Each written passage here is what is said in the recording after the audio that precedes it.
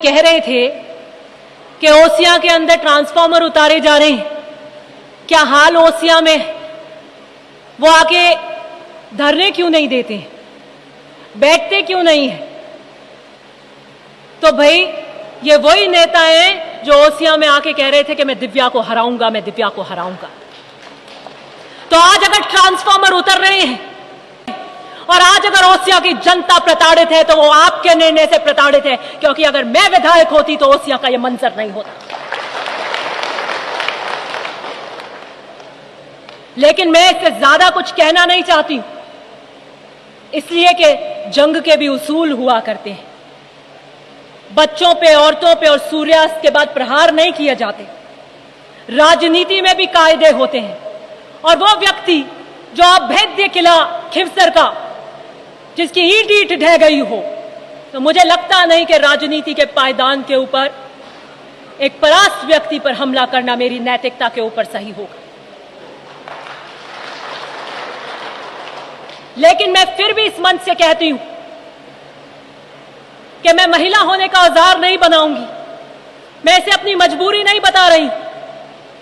जितने व्यंग, जितनी आलोचना आप करना चाहते हैं खुले मैदान में करिए। मैं ओसिया के जनमानस की भावनाओं का प्रतीक हूं। मैं गांव में बैठे गरीब की उस आवाज का प्रतीक हूं।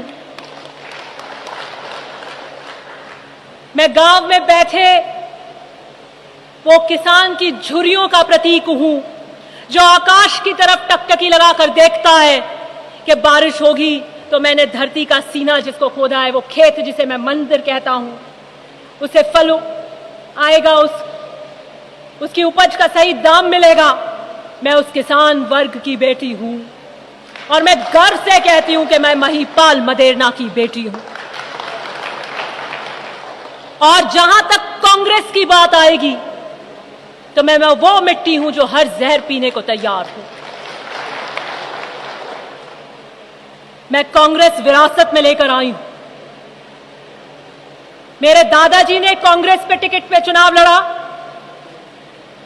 मेरे पिता ने कांग्रेस के टिकट पर चुनाव लड़ा, मेरी माताजी ने कांग्रेस के टिकट पर चुनाव लड़ा, मैंने कांग्रेस के टिकट पर चुनाव लड़ा। मेरे पे प्रहार करने वाले नेता के पिताजी ने कौन से टिकट पे चुनाव लड़ा? उन्होंने कभी भाजपा पे निर्दलीय लड़ा, कभी किसी लोकल पार्टी से लड़ा, कभी गठबंधन में लड़ा भाजपा के साथ, कभी कांग्रेस के साथ गठबंधन में, कभी अपनी पार्टी बनाकर।